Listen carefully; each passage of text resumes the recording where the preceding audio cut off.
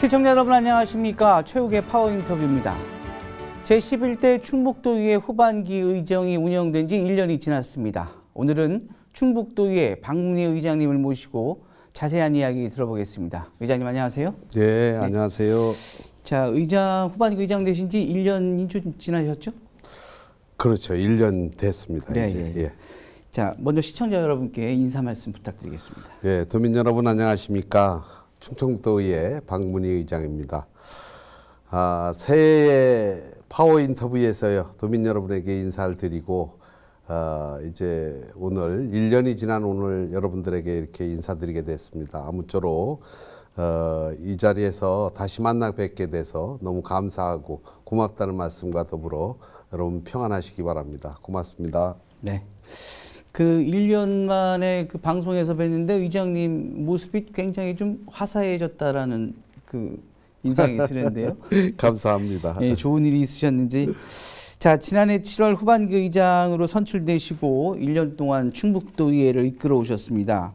지난 1년을 돌아본다면 어떤지요? 다사다난했던 한 해였던 것 같습니다. 사실 사회적으로는 코로나19 감염으로 인해서 도민들의 활동 또 의회의 활동이 제대로 이루어지지 않았던 한 해였던 것 같습니다. 그런 와중 속에서도 현장을 다니면서 우리 도민들의 애로사항을 청취하고 민원을 청취해서 그것을 해결하는 데 최선을 다했다고 생각을 합니다. 아무쪼록 앞으로 우리 도민들의 기대에 부응할 수 있는 의회를 만들어 가겠습니다.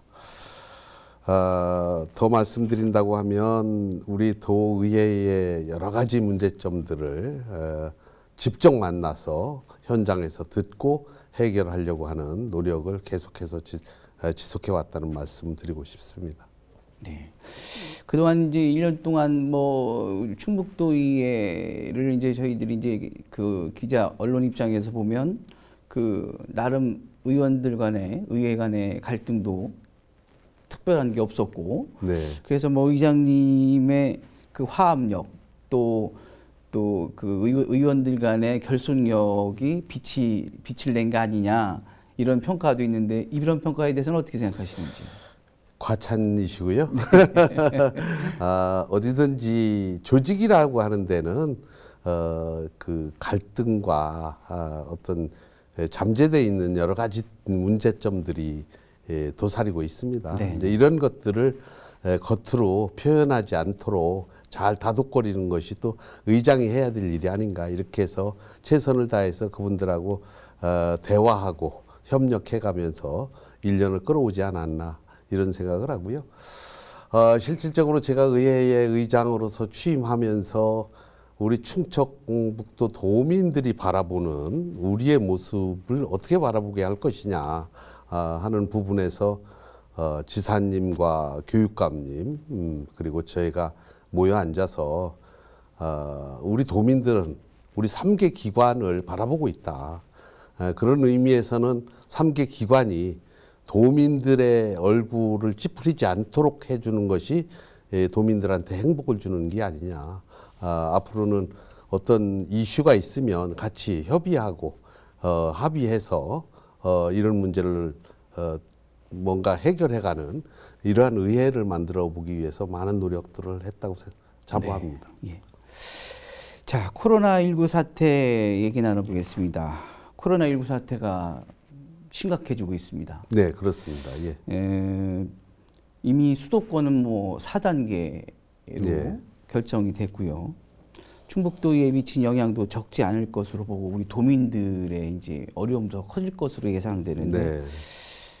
어떤 변화가 예상이 되는지 또 극복을 위한 노력은 어떤 게 필요한지 좀 말씀해 주시죠. 실질적으로 우리 이 감염병이라고 하는 자체를 지금 현대 의학으로도 그걸 제재할 수 있는 길이 상당히 어렵기 때문에 도민들의 각오가 중요할 것 같습니다. 네. 실질적으로 정부에서 내려주는 지침을 잘 따라주고 각자가 답답하고 또 경제적으로 어려운 부분이 있다고 하더라도 이 사회가 무너지면 아무 의미가 없는 것입니다. 네. 그러기 위해서는 당분간 좀 힘들고 어렵더라도 도민들이 함께 합심해서 정부 지침 따라주시고 정부에서 해달라는 대로 좀 요구하는 대로 이렇게 행동함으로 인해서 우리 도민들이 하나로 이게 뭉쳐가는데 좀 역점을 두고 갔으면 좋겠다라는 부탁의 말씀을 드리고 싶고요. 어찌됐든 이 코로나 감염병이라고 하는 것이 전 세계적으로 엊그저께 뉴스를 보니까 약 한 400만 명이 사망을 했다고 하는 그런 아주 정말 참 상상하기조차도 그렇죠. 어려운 이런 상황입니다. 그렇다고 한다면 그래도 충청북도뿐만 아니라 대한민국은 코로나 감염에 대해서 정말로 능동적으로 대처해서 잘 이겨내고 있지 않느냐. 그런 와중 속에서 우리가 좀 1.5단계로 이것을 내렸다가 다시 4단계로 올라가는 수도권이 4단계로 어제 발표가 됐는데요.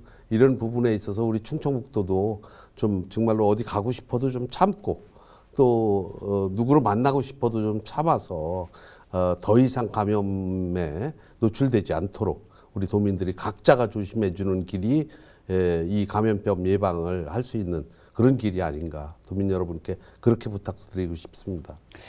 그 수도권이 뭐 의장님 말씀대로 지금 어제 4단계로 이제 그 확산이 됐지 않습니까? 예. 그런 반면에 저희들은 현재 지금 1단계, 뭐 1단계, 1.5단계 수준입니다. 예, 그렇습니다. 예. 일부 시민들은 방역의 획일성이 필요하지 않느냐. 수도권에서 4단계인데 우리가 1.5단계면 이게 좀 불안한 거 아니냐 이런 우려 섞인 목소리가 있는데 현재 우리 지자체 방역 단계의 변화가 좀 있어야 된다고 생각하는데 어떻게 생각하시는지요?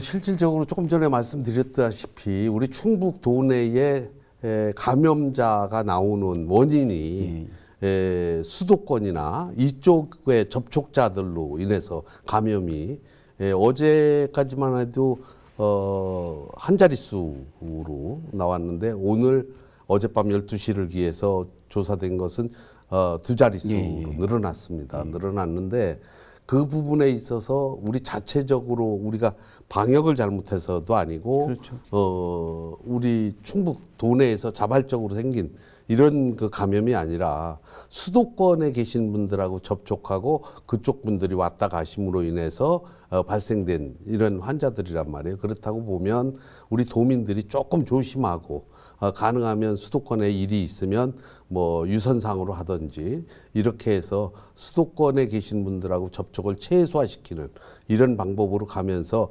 어차피 14일까지 지금 1.5단계에서 1단계 이렇게 내려가 있는 부분을 한번 좀 지켜보고 14일 이후에 다시 방역 체계를 다시 세워야 되지 않느냐 이런 생각입니다. 네, 의장님 백신은 접종하셨나요? 예, 맞았습니다. 뭐 한 번 하셨나요? 아니 한 번 했어요. 한 번 하셨어요? 8월 31일 날 이제 2차 맞습니다. 아스트라제네카. 예. 괜찮으셨습니까? 아니 좀 아팠어요. 네, 저도 이제 7월 말에 접종을 한다는데 항체가 잘 형성이 됐으면 하는 바람이 있습니다. 네. 자, 충북형 자치경찰제가 본격 시행됐습니다. 7월부터죠. 네. 안정적으로 정착하기 위해 도의의 역할이 굉장히 중요하다고 생각합니다. 네. 어떻게 생각하시는지요? 자치경찰제 이 경찰법을 만들면서 실질적으로 행안부에서 좀 놓친 부분들이 없지 않아 있었습니다. 그렇죠. 그래서 우리 도의회에서도 행정문화위원회에서 원한 대로 통과를 했습니다마는 지사가 제의 요구를 했고요. 그 제의 요구를 하고 나서 많은 토론을 했죠. 의원들과 또 경찰청과 그리고 시민사회단체하고 실질적으로 이제 제의 요구를 하면 의원의 3분의 2 찬성을 받으면 제의 요구가 받아들여지게끔 이렇게 돼 있어요. 그런데 원래 반대하는 의원의 숫자가 많다 보니까 상임위에서 통과된 내용이 본회의에 가서 제의 요구를 받아들여서 이게 폐기된다고 했을 때의 잡음, 또 하나는 자치경찰제 시행일이 며칠 남지 않은 상황에서 이런 상황이 발생이 됐기 때문에 최종적으로 여야의 원내대표들이 지사하고 만나서 법안을 개정하는 거로 조례를 7월에 개정하는 것으로 협의를 해서 제2요구를 철회하는 이런 상황이 있었습니다. 자치경찰은 사실 문제가 많습니다. 문제가 많은 게 뭐냐면 직은 국가공무원으로 두고 그렇죠. 모든 운영은 지자체에서 하는데 거기에 대해서 소비되는 경비는 지방비로 대라고 하는 이런 그 기형적인 그렇죠. 이러한 법안이 만들어져서 이 부분은 계속해서 좀 정리를 해나가야 되는 이런 상황이 아닌가. 국회의원들도 국회에서 이 논의가 활발하게 이루어지고 있기 때문에 머지않은 시간에 아마 법이 좀 개정되지 않느냐 이렇게 보고 있고요. 이게 실질적으로 자치경찰이라고 하지만 자치경찰과 국가경찰이 이 혼합돼서 운영되는 지구대라든가 이런 부분에서는 어려움이 많습니다. 왜냐하면 네가 할 일, 내가 할 일. 그렇죠. 이렇게 나눠지는데 그것을 급한 일이 있으면 너나 할 것 없이 모두가 다 합심해서 이루어져야 되는데 책임의 문제가 있기 때문에 그 책임을 지지 않으려고 미루는 이런 상황들을 어떻게 그럼 우리가 정리해 갈 거냐 이런 부분 또 뭐 권역별 여기 네 구역이다 내 구역이다 여기는 뭐 우리가 관여해서는 안 된다 이런 여러 가지의 그 문제점들이 다 민생 현장에서 일어나고 있는 일들이기 때문에 이런 것을 세부적으로 내용을 확실하게 정리해 놓고 가져야 되는데 아직까지 그런 단계까지는 아니다. 물론 자치경찰 위원들이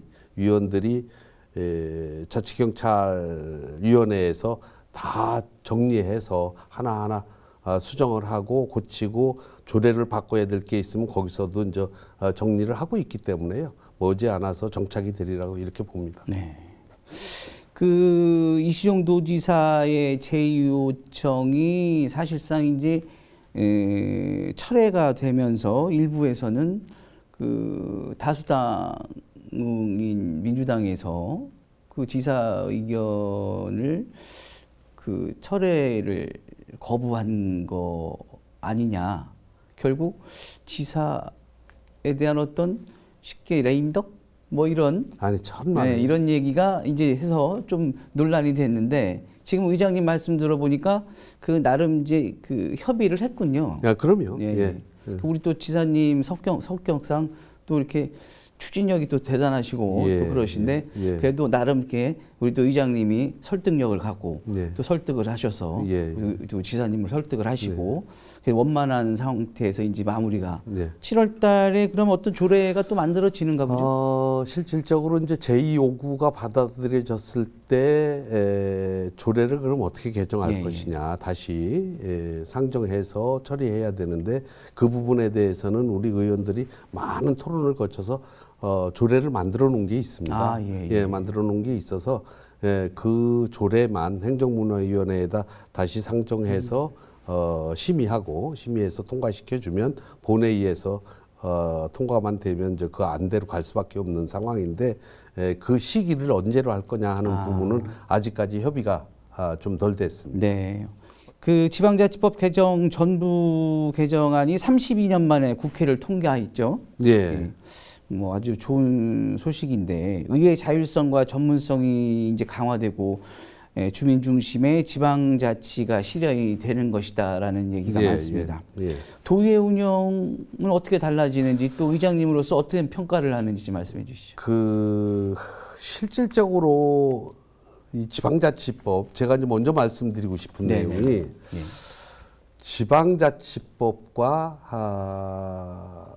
이 의회법하고는 완전히 다릅니다. 근데 지방자치법이 전부 개정되면서 거기에 의회에 관련된 부분이 일부가 포함이 돼 있는 것이지 실질적으로 의회에 대한 세부적인 내용까지 거기 포함이 되지가 않았어요. 이제 의회를 독립시키면서 의회를 독립시키면서 인사권 독립, 그다음에 뭐 특별한 내용 없이 자율적으로 모든 것을 의회에다가 넘겨주겠다라고 하는데 그 세부적인 내용은 대통령령으로 정한다 이렇게 돼 있어요. 근데 그 대통령령이 아직까지도 나오지 않고 있거든요. 이제 이러기 때문에 우리가 의회법을 국회에서 빨리 지정해달라 하고 요구하고 있는 이런 상황입니다. 근데 이제 지방자치법이라고 하는 것은 말 그대로 주민자치위원회와 좀 같이 연관돼 있는 이런 것으로 우리 시민들이나 도민들이나 국민들이 착각할 수 있거든요. 예, 그런 부분에서는 이게 명확하지 않다라고 하는 거죠.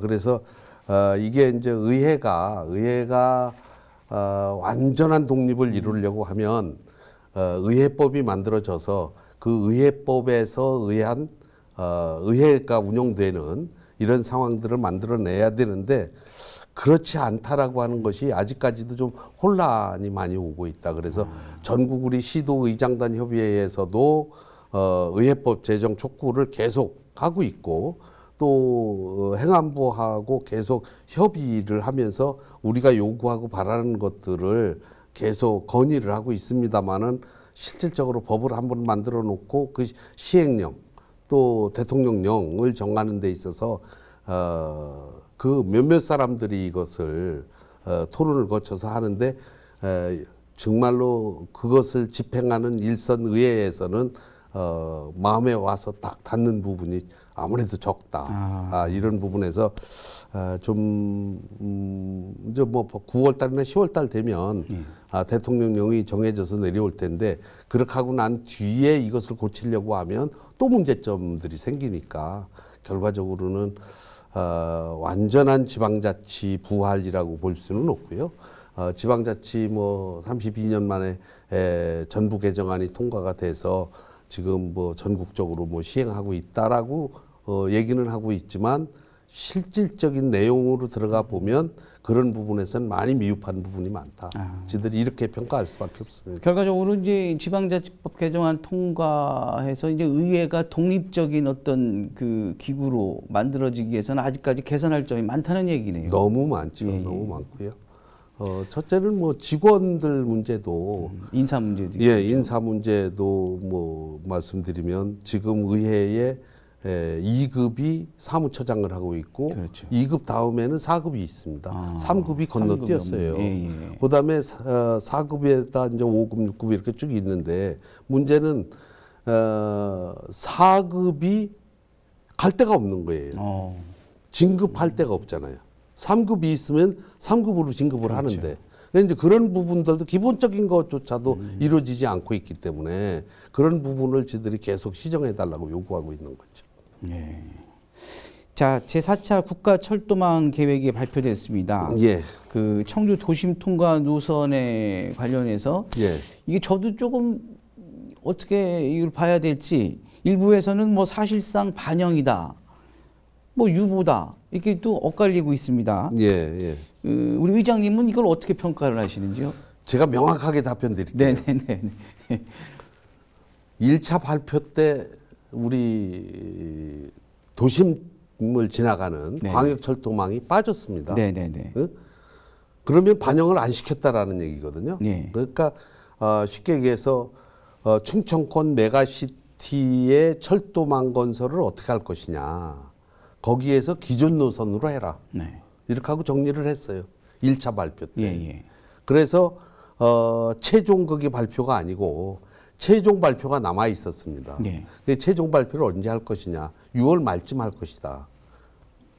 그게 이제 국토부의 안인데요. 그럼 6월 말까지는 그러면 시간적 여유가 있었기 때문에 지들이 시민사회단체, 의회, 뭐 집행부, 각종 단체에서 반드시 청주 시내를 통과하는 광역철도망이 만들어져야 된다라고 하는 그 염원을 가지고 청주시의회 같은 경우에는 매일 국토부 앞에서 1인 시위를 거의 한 달 이상 했습니다. 했고 각 시민사회단체는 청와대 앞에 가서도 하고 총리실 앞에 가서도 하고 또 우리 의회에서도 계속해서 가서 하고 또 지도부들 만나가지고 건의하고 또 우리 이시종 지사도 역시 마찬가지로 뭐 거의 매일 서울을 오르내리면서 반드시 청주 시내를 통과하는 광역철도망이 만들어져야 되겠다. 그럼 국토부의 생각은 네. 이거는 도심을 통과하기 때문에 도시철도지 광역철도로다가 우리가 바라볼 수가 없다. 네. 근데 이제 그 차이점이 뭐냐면 광역철도는 30%를 지방비를 낼 수 있게끔 되어 있습니다. 네네. 그리고 도시철도는 40%를 지방비로 내는 거고요. 네. 이제 그런 차이점이 있습니다. 그런 차이점이 있어서 좋다. 그러면 우리가 도시철도의 몫으로 40%를 지방비에서 부담할 테니 이거를 도심철도만 연결해 달라. 이렇게 요구를 한 겁니다. 요구를 해서 6월 달 발표할 때 기존 철도로 가는 것을 원칙으로 정해놓고 대안을 세워준 거거든요. 대안을 도심철도로 가는 것을 확정하기 위해서는 그냥 할 수 없으니 타당성 용역을 해서 BC가 많이 나오는 것으로 결정하겠다라고 하는 게 국토부의 결정입니다. 그러면 1차에서는 완전히 제외됐던 것이 최종 발표에서는 조건이 붙은 거란 말이에요. 조건이 붙어서 반영이 됐기 때문에 반영됐다라고 보는 것이 정답이죠. 가능성이 충분하다. 그렇죠. 왜냐하면 2019년도에 건설청에서 한 용역에 보면 우리 도심 통과로 했을 때 BC가 0.87, 그다음에 외곽으로 갔을 때 0.48 이렇게 나왔거든요. 그러니까 뭐 BC 나오는 거는 큰 어려움이 없거든요. 쉽게 말씀드리면 국토부의 자존심이라고 보는 것이 난 맞다 이렇게 보는 거예요. 내 개인적인 소견으로 봤을 때. 그 얘기는 무슨냐.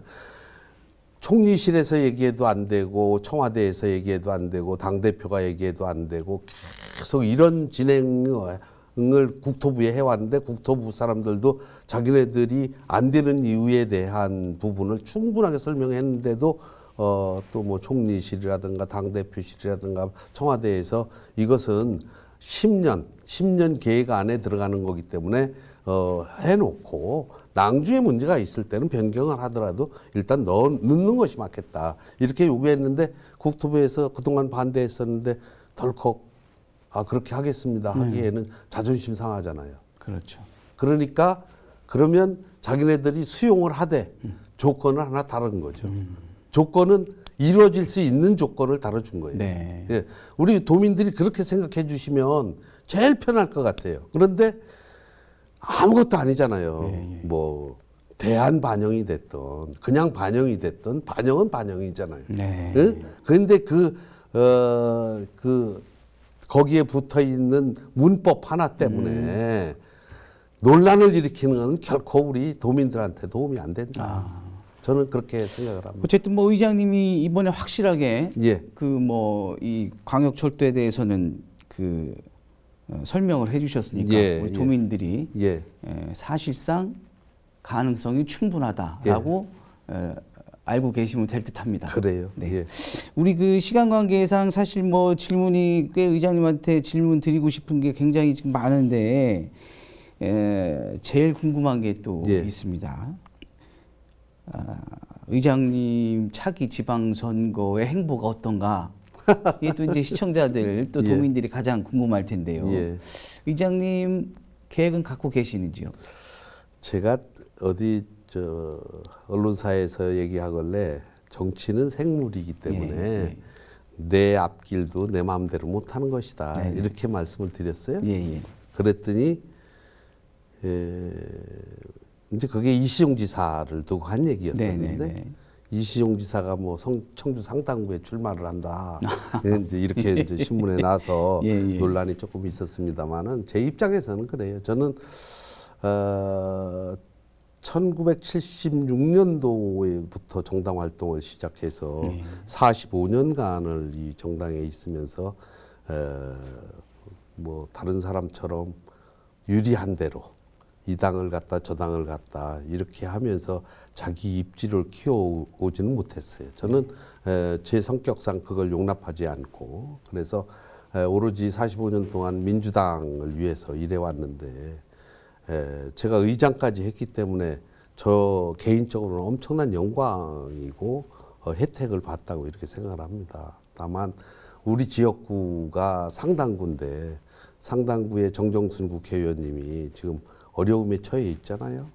근데 이제 그분이 계신데 제가 제 진로를 뭐 이렇게 하겠다 저렇게 하겠다라고 하는 것은 결코 바람직하지 않고 다만 내년 3월 9일 대통령 선거 그다음에 6월 1일 지방선거가 있는데 그 양대 선거에서 상당구에서 어떻게든지 승리해서 저희들이 추구하고 바라는 이러한 정치를 만들어가는데 제가 일조를 해야 되지 않겠느냐 그 마음만 지금 가지고 있고 제 진로를 아직 결정하지 않았습니다. 뭐 제가 이런 질문을 좀 드리면 어떻게 생각하실지는 모르겠습니다만 그 미국 대통령 바이든 예. 뭐 바이든 대통령 되면서 이제 뭐 연령대라는 건 사실 무너졌다고 봐야 되지 않겠습니까? 그렇죠. 예. 그런데 이번에 이제 국민의힘 당대표는 이준석. 예. 이게 또 변화가 있거든요. 이거에 대해서는 우리 의장님은 어떻게 평가를 하십니까? 나이가 많고 나이가 적고 이게 정치에 어떤 영향을 미치는 것은 결코 저는 바람직하지 않다라고 봐요. 정치는 남녀노소가 한데 어우러져서 정말로 상대가 가지고 있지 않은 것들을 내가 제안해주고 내가 가지고 있지 않은 것을 상대가 제안해주는 이런 합리적인 정치를 통해서 오로지 국민을 위하는 길이라면 그런 정치가 돼야지 뭐 나이가 많다고 그래서 뭐 다 부패하고 부정하고 나이가 젊다고 그래서 모두 다 깨끗한 것만은 아니잖아요. 이번 그 답변으로 인해서 지방선거라든지 어떤 뭐 시청자분들이 나름 짐작은 하시겠네요. 자, 끝으로 우리 의장님 후반기 의정활동 계획 그리고 시청자분들에게 마무리 한 말씀 부탁드리겠습니다. 예, 도민 여러분, 우리 충청북도 의회가 도민 여러분들의 각종 현안에 대해서 또 정책적인 부분에 대해서 조례를 개발하고 또 여러분들의 애환을 조금이라도 담아낼 수 있는 그러한 정책들을 한데 모아서 우리 도정을 이끌어 가는데 건전한 감시와 견제를 통해서 정말로 우리 국민들이 낸 세금, 도민들이 낸 세금이 적절하게 어디에 쓰여지고 있으며 도민들을 위해서 정말로 쓰여지고 있는 건가를 저희들이 잘 감시하고 견제하겠습니다. 그리고 여러분들이 우리 의원들 이쁘게 좀 봐주셨으면 좋겠습니다. 우리 의원들 열심히 일하는 11대 의회 의원들이 계십니다. 그분들 위해서 박수도 좀 많이 보내주시고 의원들의 생각에 함께 동참해서 우리 도가 발전하는 그러한 계기가 됐으면 좋겠다는 말씀 드리면서 여러분 건강하십시오. 코로나19 꼭 극복될 겁니다. 감사합니다. 네. 우리 충북도 의회가 보다 안정적인 의회 속에 더 발전하는 충북도를 만들어 주시는데 우리 의장님께서 더욱 역량을 발휘해 주시기를 기대해 보겠습니다. 감사합니다. 예, 오늘 말씀 고맙습니다. 예. 네, 최욱의 파워 인터뷰. 오늘은 충북도의회 박문희 의장님과 이야기 나눠봤습니다. 지금까지 시청해 주신 여러분 고맙습니다.